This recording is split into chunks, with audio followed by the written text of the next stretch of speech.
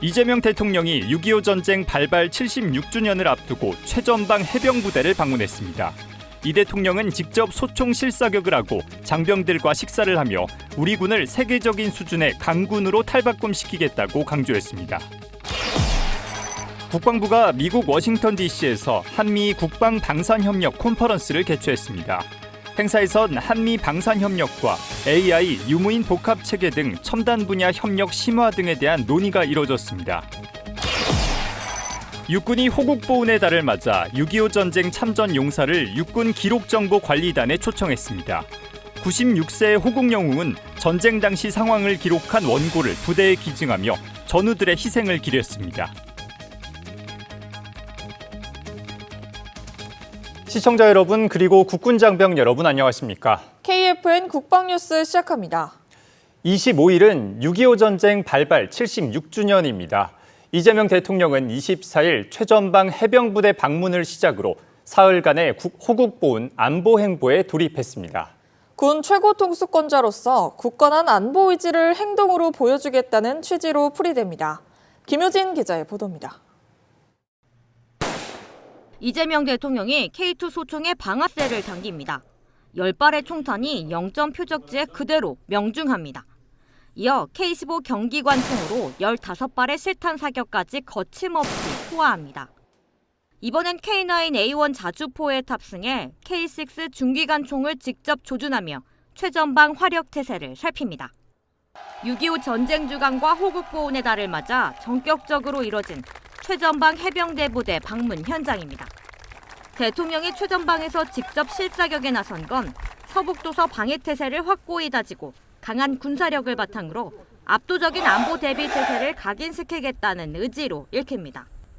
현장을 살핀 이 대통령은 곧바로 부대 식당을 찾았습니다. 장병들과 함께 식사하며 최일선 교고지에서 헌신하는 해병대원들의 노고를 치하하고 군 체제 개편에 대한 의지도 밝혔습니다. 우리 군대도 많이 바뀌어야 될 겁니다. 특히 이제 첨단 과학기술로 재무장을 해야 되겠죠. 군에 대한 투자도 대폭 늘리게 됩니다. 우리가 이제 공약한 것처럼 국방비를 GDP의 3.5%까지 우리가 정액하기로 했기 때문에 지금보다는 훨씬 많은 국방비를 지출해야 됩니다. 그러면서 장병들의 역량을 한층 강화해 우리 군을 세계적인 수준의 첨단 미래 지향적 강군으로 탈바꿈시키겠다고 거듭 강조했습니다. 대한민국 국군을 또 대한민국의 군대를 대대적으로 미래 지향으로 개편하고 여러분의 역량도 강화해서 세계에 내놓을 만한 자랑할 만한 강력한 군대로 다시 태어나도록 하겠습니다. 여러분들 고생 많으십니다. 감사드립니다.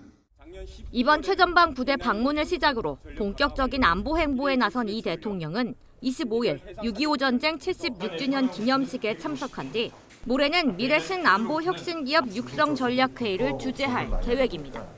국방뉴스 김효진입니다. 이재명 대통령이 주한외교 사절단을 청와대로 초청해 만찬을 가졌습니다. 이 대통령은 각국 대표들이 본국과 대한민국의 가교 역할을 충실히 해준 것에 대해 감사의 뜻을 전했습니다. 박인배 기자입니다. 우리나라에 상주하는 각국 외교 사절과 국제기구 대표들이 청와대 녹지원에 모였습니다. 이재명 대통령이 초청한 만찬 자리입니다. 주한 외교단 만찬은 지난해 광복절에 이어 마련된 건데 청와대 녹지원에선 7년 만에 열렸습니다. 만찬엔 112개국 상주 공관 대사와 18개 국제기구 대표 등 160여 명이 참석했습니다. 이 자리에서 이 대통령은 우리의 외교 성과를 공유했습니다. 우리나라가 2년 연속 G7 정상회의에 참석하며 국제사회의 책임 있는 파트너로 자리매김하고 있다고 강조했습니다. 그러면서 각국 대표들에게 감사의 뜻을 전했습니다. 제가 1년 동안 50개국이 넘는 국가의 정상들과 만나서 약 100차례 정도의 정상회담 그리고 회동을 가졌습니다. 이처럼 활발한 정상외교를 할 수 있었던 것은 이 자리에 계신 여러분께서 본국과 대한민국을 잇는 가교 역할을 충실하게 잘 해주셨기 때문이라고 생각합니다. 국정 2년차 실용 외교를 본격화하기 위한 각국의 지지와 협력을 당부하며 우리 정부 역시 역할을 다하겠다고 덧붙였습니다. 앞으로도 각국과 대한민국 관계가 더욱 발전하고 또 우리 국제사회가 직면한 공통의 과제를 함께 해결해 나갈 수 있도록 긴밀하게 협력해 주시길 부탁드립니다. 주한 외교단장인 샤픽 라샤디 주한 모로코 대사는 건배 제의를 통해 평화와 번영 그리고 대한민국과 국제사회 간의 우호 증진을 기원했습니다. 각국 대사들도 대한민국이 국제규범과 다자주의를 수호하고 글로벌 분쟁과 불균형 문제, 공급망, AI 등의 과제를 해결하는 데 선도적으로 기여하고 있다고 평가했습니다. 우리 정부는 주한 외교단과 긴밀히 소통하고 국제사회와의 연대를 강화해 나가겠다고 밝혔습니다. 국방뉴스 박인배입니다. 중국을 방문 중인 김민석 국무총리가 리창 중국 국무원 총리에게 남북 북미 대화 여건 조성을 위한 중국의 역할을 요청했습니다. 김 총리는 지난 23일 열린 한중 총리 회담에서 최근 시진핑 중국 국가주석의 방북과 북중 관계를 언급하며 중국 지도부가 한반도 문제 해결에 긍정적인 역할을 해주면 좋겠다고 당부했습니다. 또 북한과의 대화가 한반도뿐 아니라 국제사회의 평화와 안정에도 필요하다고 강조했습니다. 리 총리는 중국 역할의 필요성을 비롯한 김 총리의 발언에 공감을 표한 것으로 전해졌습니다. 합동참모본부는 지난 23일 밤 중부전선에서 북한군 1명의 신병을 확보했다고 밝혔습니다. 그러면서 합참은 북한군에 대한 구체적인 이동 경로와 신병 확보 경위 등은 관계기관이 조사하고 있다고 설명했습니다. 국방부가 미국 워싱턴 DC에서 한미 국방 방산협력 컨퍼런스를 개최했습니다. 현지 시간 23일 이두희 국방부 차관 주관으로 열린 이번 행사는 양국 간 국방 방산 협력 강화를 위해 미국 현지에서는 처음으로 열렸습니다. 행사는 개회사와 환영사, 축사, 기조연설, 세션 주제 발표 토의 순으로 진행됐습니다. 주제 발표 토의는 한미동맹의 한 축으로서 방산협력과 AI, 유무인 복합세계 등 첨단 분야 협력 심화를 주제로 미래 전장 환경 변화에 대응할 방산협력 확대와 구체화 방안 등을 논의했습니다. 앞으로도 국방부는 국방 방산협력 컨퍼런스를 지속 개최해 주요국과 방산협력 확대를 위한 기반을 조성할 계획입니다. 최근 군집 드론이 현대 전장의 새로운 위협으로 주목받고 있는 가운데 공군이 군집 드론 침투에 대응하는 훈련을 처음으로 실시했습니다. 앵커 리포트입니다. 파란 하늘 위에 마치 물이 지어 이동하는 새떼 같은 드론 수십 기가 순식간에 아군 쪽으로 접근합니다. 단거리 대공포 발칸이 군집 드론의 예상 이동 경로에 포탄을 비처럼 쏟아내자 드론들은 피할 틈도 없이 바다 아래로 추락합니다.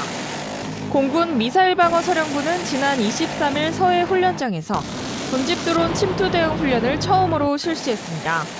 장병들은 약 1km 전방에서 저고도로 접근하는 군집 드론을 향해 발칸 8문의 화망 사격으로 격추하고 휴대 레이저 1대와 샷건 5정으로 잔여 드론을 성공적으로 격추했습니다. 군집 드론이란 수십 수백 대의 드론이 하나의 유기체처럼 서로 소통하고 협력하며 임무를 수행하는 기술 시스템입니다. 단순히 한 명의 조종사가 여러 대의 드론을 동시에 조종하는 개념을 넘어 드론끼리 실시간으로 데이터를 주고받으며 스스로 판단하고 움직이는 인공지능 기반의 자율 제어 기술이 핵심입니다. 군집 드론의 위협을 정확히 파악하고 현재 운용 중인 전력을 최대한 활용하여 효과적인 대응 전술을 발전시켜 나갈 것입니다. 공군은 이번 훈련을 통해 군집 드론을 막기 위한 실전적인 전술 능력을 키우고 현대 전장 위협에 대비한 확고한 대비 태세를 구축했습니다. 국방뉴스 김은진입니다. 한 장의 기록에는 한 사람의 인생과 전쟁의 역사가 담겨 있습니다. 육군이 호국보훈의 달을 맞아 6.25 전쟁 참전 용사를 초청해 선배 전후의 헌신을 되새기는 시간을 마련했는데요. 빛바랜 수기와 전투 기록이 어떻게 후대에 전해지고 있는지 함께 확인했습니다. 차성효 기자입니다. 구순을 넘긴 백발 노병이 전우의 이름 앞에 멈추어서 거수 경례를 올립니다. 육군이 지난 22일 6.25 전쟁 참전용사인 한이나옹을 충남 계룡대 육군본부로 초청해 선배 전우들의 희생과 헌신을 기록으로 되새기는 시간을 마련했습니다. 함경북도 출생인 한옹은 자유주의 국가에서 학업을 이어가기 위해 국군에 자원 입대 후 수도사단 기갑연대 직할 수색중대에서 수많은 전투를 치러냈습니다. 그는 6.25 전쟁 당시의 상황을 기록한 원고를 바탕으로 전장에 두고 온 학생증을 출간하기도 했습니다. 내 죽은 후에도 좀 후세들 이거 좀 보고 좀 국가를 위해서 용기를 내고 싸웠으면 좋겠다 이런 생각을 가졌어요. 거기서 처음에 그런 생각 가지면서 이거 한번 내 써보자 이런 생각 가졌죠. 이날 한옹은 육군 기록정보관리단을 방문해 자신이 간직해온 수기 기록물을 기증했습니다. 수기 기록물에는 함께 싸웠던 전우들에 대한 기억과 생생한 전투 당시의 기록이 고스란히 남아 있었습니다. 육군은 한옹이 기증한 기록물의 상태와 내용을 확인해 보존 가치와 활용 가능성을 검토 후 체계적으로 관리해 나가겠다고 밝혔습니다. 육군은 위기 때마다 가장 많은 희생을 치르며 국민의 일상을 지켜왔습니다.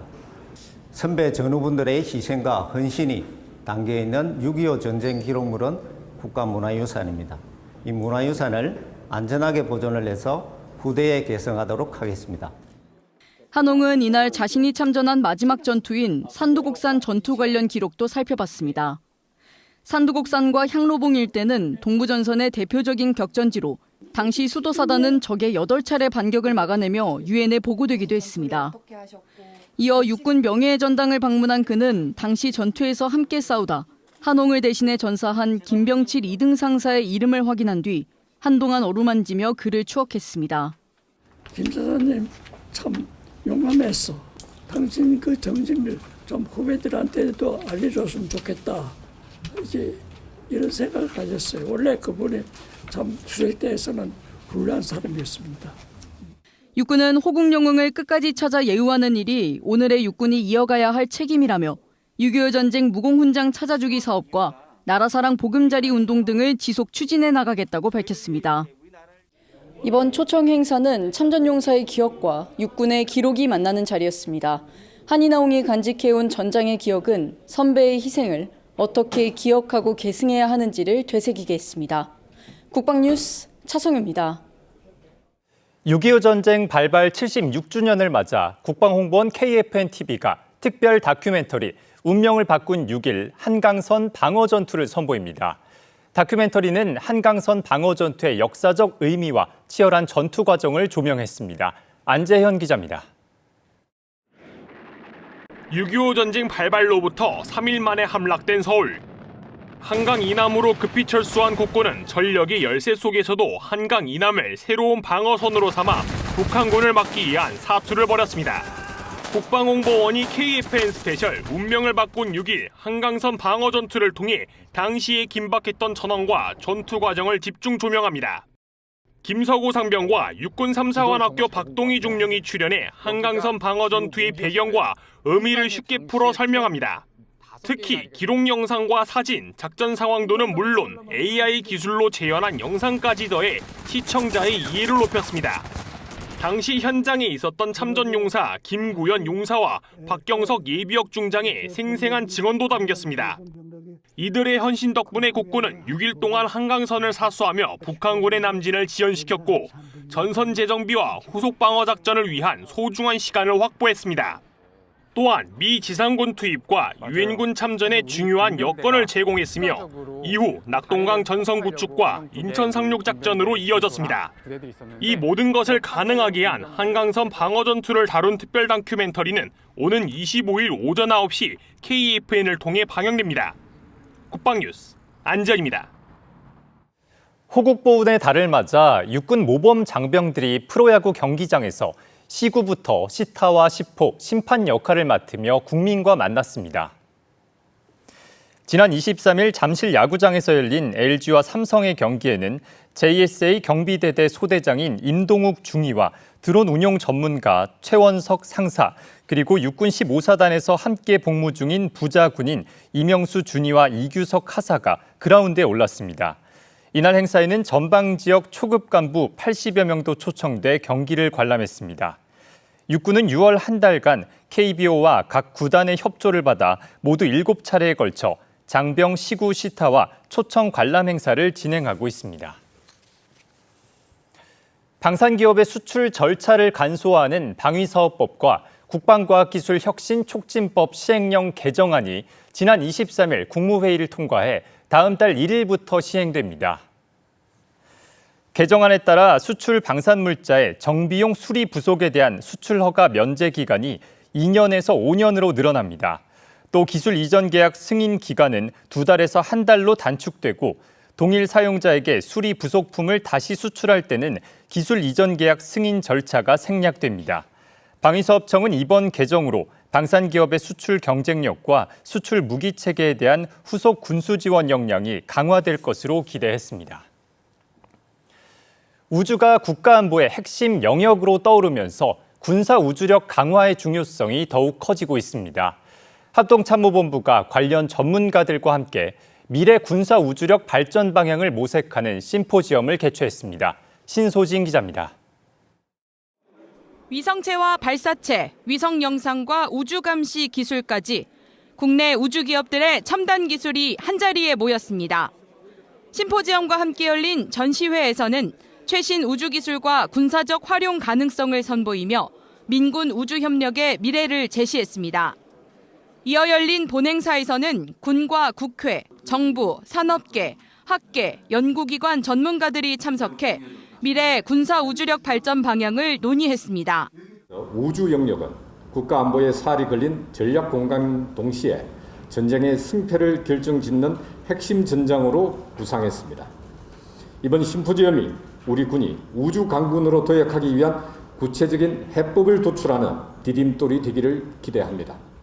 기조 강연에서는 주한미 우주군 사령관이 상업 우주 역량과 동맹 간 협력의 중요성을 소개했고 주제 발표와 종합 토의에서는 군사 우주력 발전 전략과 상업 우주 기술의 군사적 활용, 우주 전력의 통합 체계 구축 방안 등을 놓고 다양한 의견이 오갔습니다. 합동참모본부는 이번 심포지엄에서 논의된 내용을 바탕으로 민간 우주 역량과의 협력을 확대하고 미래 안보 환경에 대비한 군사 우주력 발전을 지속 추진해 나갈 계획입니다. 국방뉴스 신소진입니다. 이어서 오늘의 국방단신 전해드립니다.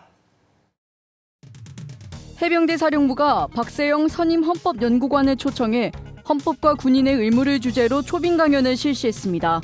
이번 초빙 강연은 해병대 사령부 지휘부와 주요 지휘자를 대상으로 진행됐으며 민주주의와 헌법 수호 정신을 신념화하기 위해 마련됐습니다. 강연을 진행한 박 연구관은 해병대의 임무와 특성을 바탕으로 헌법적 가치와 군인의 의무가 맞닿는 지점을 심도 있게 소개했습니다. 청해부대 47진 4,400톤급 구축함 대조영함이 태국을 방문해 군사 교류 협력과 보훈의 의미를 다졌습니다. 대조영함은 지난 21일 태국 해군 함정과의 연합 협력 훈련을 시작으로 22일 태국 해군함대 사령부를 방문해 군사 교류 활동을 이어갔습니다. 이어 청해부대 장병들은 23일 주 태국 대한민국 대사관 주관으로 열린 6.25 전쟁 기념행사에 참석해 6.25 기념비에 헌화하며 참전용사들의 숭고한 희생을 기렸습니다. 병무청이 대전 동구에 위치한 동아 마이스터고에서 병무청장과 함께하는 병역진로 소통 행사를 개최했습니다.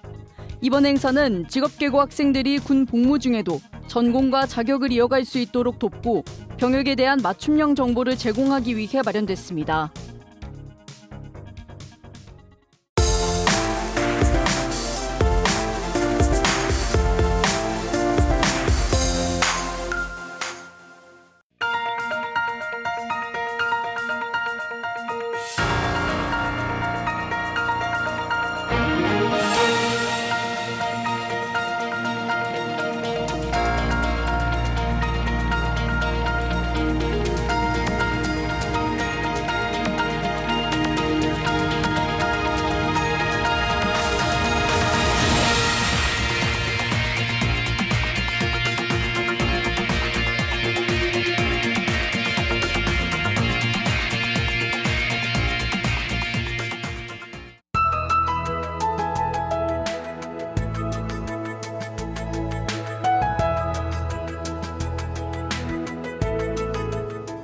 기상정보입니다.